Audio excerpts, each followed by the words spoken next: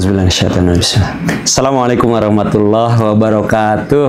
Alhamdulillah, kali ini tema yang akan dibahas adalah apa yang kemudian mesti kita hindari sebagai pengusaha, pebisnis, agar kemudian kita tidak melakukan kesalahan-kesalahan yang fatal tapi mungkin tidak kita sadari, atau banyak sekali pengusaha yang tidak menyadarinya. Jadi gini, faktanya 90% lebih bisnis rintisan itu tidak bisa melewati tahun keduanya. Jadi mayoritasnya itu nyungsep gagal. Dan dari yang lolos saja, kemudian dia bisa nyebrang ke 5 tahun pertama, apalagi ke 10 tahun pertamanya, itu jauh lebih sedikit lagi.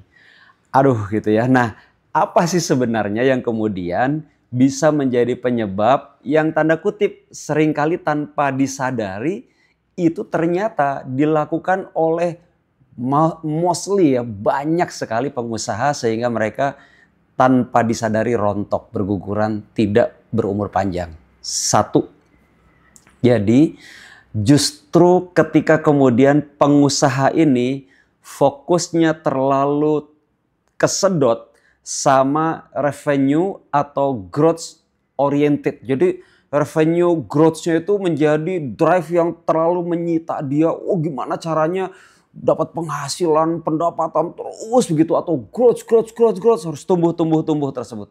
Nah, itu yang kemudian seringkali tanpa disadari, malah kalau tidak paham, pengusaha itu bisa celaka. Bisa terjadi kesalahan fatal yang membuat dia bangkrut.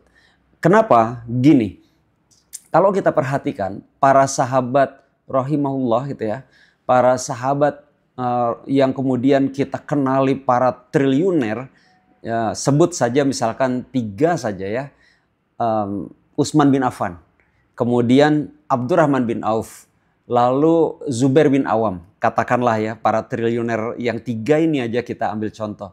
Coba lihat mereka berbisnisnya seperti apa sih?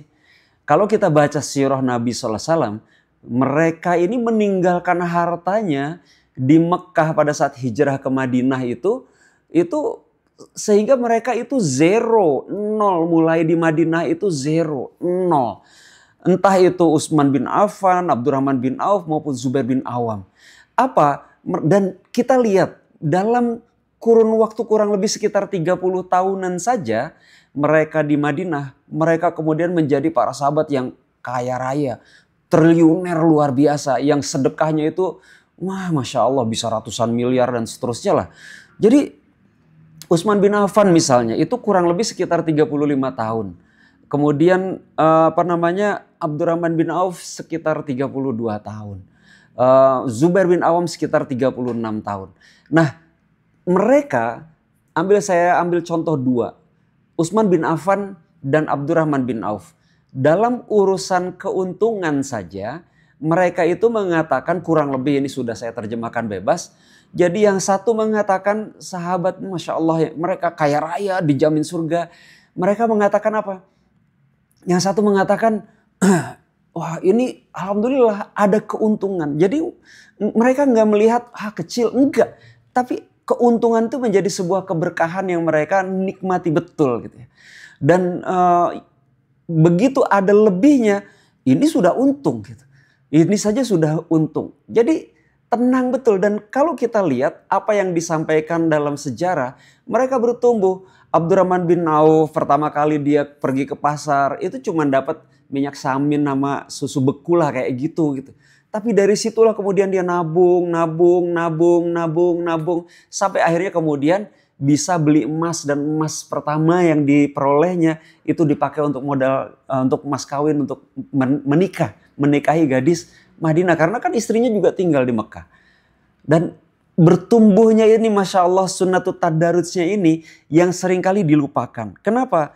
Karena rumus kesuksesan itu, rumus kesuksesan dalam dunia bisnis profesional versi barat sekalipun teman-teman, itu bukan kemudian rumusnya itu pertumbuhan lalu kemudian menjadi besar apalagi dengan cara yang cepat. Enggak.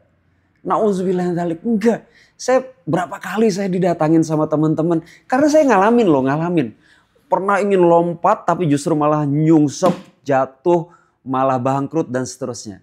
Jadi ada teman yang kemudian semangat banget ingin bertumbuh. Saya bilang, saya nggak bisa ngasih advice apakah Anda ini memang sudah tepat untuk bertumbuh atau belum. Karena saya nggak pegang data apa-apa tentang bisnis Anda. Cuma cerita bahwa Anda bilang bisnisnya asik, rame, gitu ya, prospeknya besar. Kemudian minta saran saya, apakah waktunya saya untuk leapfrog, untuk lompat, untuk entah ya pendanaan lah, kapital segala macam. Saya bilang saya nggak bisa ngasih saran apa-apa dong. Gimana? Sok sini laporan keuangannya. Kalau bisa jangan setahun, sekian tahun lah. Jadi supaya saya paling nggak bisa jadi teman diskusi, saya bilang gitu. Nah kalau sekarang ditanya, saya nggak bisa bilang jangan, saya juga nggak bisa bilang oh iya sudah waktunya Anda terbang melesat. Nggak bisa. Nah mungkin nggak rame kali ya.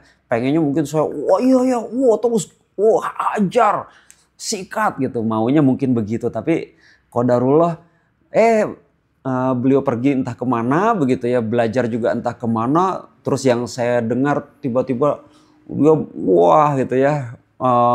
Investasi jor-joran untuk genjot sales segala macam. Tapi kemudian nggak tahu berapa miliar akhirnya jatuh hutang. Yang sebelumnya dia sehat, bisnisnya baik-baik aja. Kenapa? Karena bisnis itu bukan sekedar tumbuh menjadi besar. Bukan, no, coret. Sama dengan coret. Bukan itu teman-teman. Tapi bisnis itu adalah bagaimana kita mencetak untung, mendapatkan keuntungan, lalu terus berputar. Dan itu sustain, itu berputar.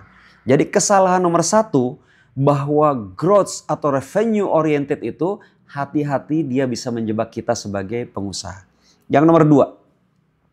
Jadi, oh iya saya lupa. Contoh dulu ya. Sampai-sampai seorang Warren Buffett sekalipun loh ya teman-teman.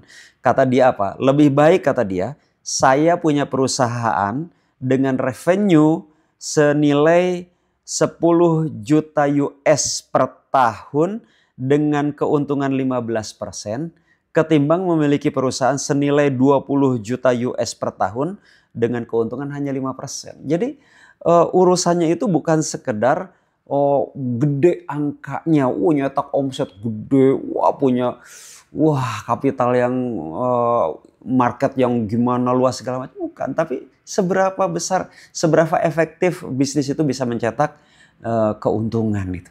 Dan keuntungan itu bukan berarti harus tebel, tapi dia bisa berputar seberapa banyak, seberapa sering aset itu. Kesalahan nomor dua, teman-teman. Saya di sini ambil 3 kesalahan aja. Kehabisan persediaan kas. Itu paling banyak. Run out of cash gitu ya. Arus kas ini kayak oksigen dalam sebuah bisnis. Habis kas itu bisa membuat pengusaha itu melakukan paling tidak bisa 6 kesalahan ini. Satu, akhirnya nauzubillah dzalik, saya ngalamin ini juga, menunda pembayaran. Nggak ada cash, akhirnya yang dia upayakan adalah pembayaran itu dia tunda. Atau mantap ya, mengambil tabungan, makan tabungan. Aduh itu ya, ini yang ngomong kelihatan banget kan, pengalaman banget gitu ya. Atau kemudian menjual aset gitu ya. Itu juga dilakukan ketika apa? Ketika cashnya kurang gitu ya. Atau nauzubillah dzalik, meminjam bank.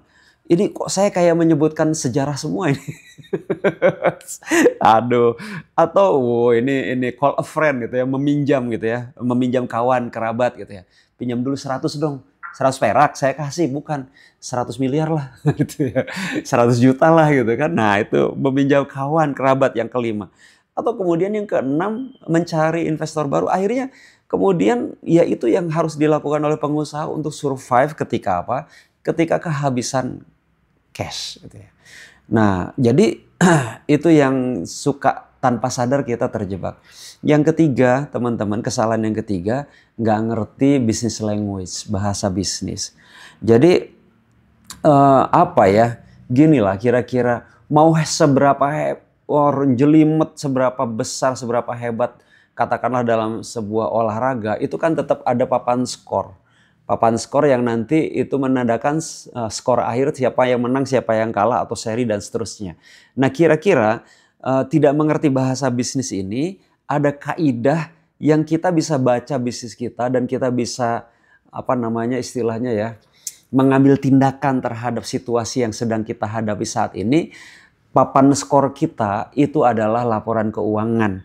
Apa laporan keuangan itu? Ada neraca, ada laba rugi, ada arus kas. Nah, jadi kalau kita nggak bisa membaca business language lewat angka-angka di neraca, di laba rugi, dan di arus kas, ya udah repot banget teman-teman nanti. Saya mau ngambil ini ya, gambaran ya, kira-kira neraca, gambaran umum lah ya. Neraca itu kira-kira, neraca itu kalau yang kita tahu nih, globe tahu ya, bola dunia, peta dunia. Nah, jadi laporan atau neraca keuangan itu adalah globe, apa namanya, atlas.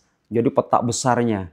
Di situ kita tahu kekayaan kita berapa, terus dan segala macam lah. Itu kayak peta besar. Nah, sementara arus kas dan laba rugi itu tuh kayak peta jalan. Kayak peta jalan kita mau kemana gitu ya.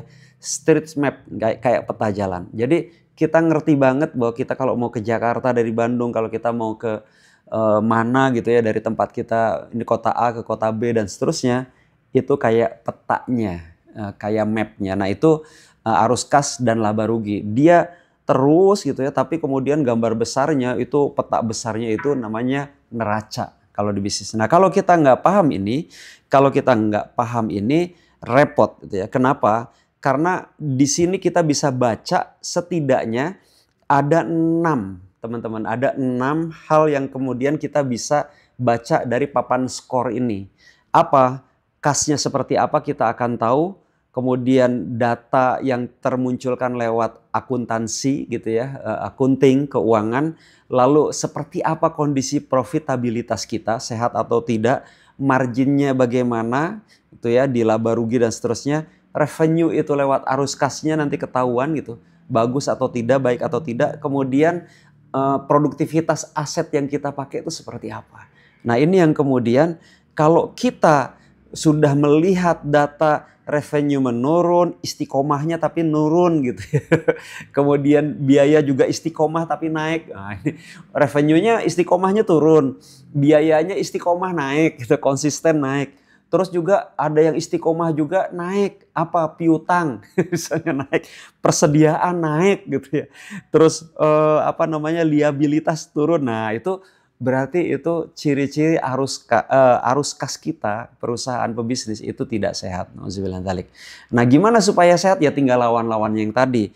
Tingkatkan penjualan, tekan pengeluaran, kemudian bagaimana kita mengejar tenggat pembayaran piutang dan seterusnya. Perputaran persediaan itu kita percepat gitu ya, dan seterusnya. Nah itu cara-caranya. Nah bagaimana kita bisa action dengan cara-cara yang benar, yang baik dalam mengatasi situasi kalau kita nggak bisa baca apa namanya, situasi kita sebagai pengusaha seperti apa. Jadi 3 kesalahan itu dulu gitu ya, yang dibahas dalam kesempatan kali ini. Terima kasih. Assalamualaikum warahmatullahi wabarakatuh.